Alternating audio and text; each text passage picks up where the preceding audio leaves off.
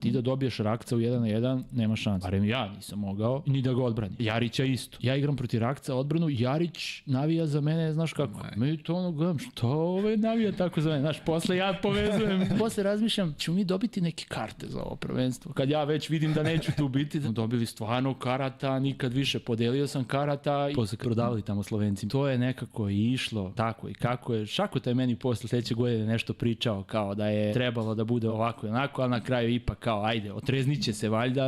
Imali smo mi tu neke sastanke međusobno igrači, ali meni je to bilo onako mlakušno. U smislu da niko nije rekao, alo bre, ste normalni. Skupimo se u sobu kod nekoga i kao pričamo. Si uzeo reč? Došla reč do mene, ali nisu me ozbiljno shvatili. I onda smo išli u Novi Sad i bilo je ono, sami u sobi ćemo biti u Novi Sad.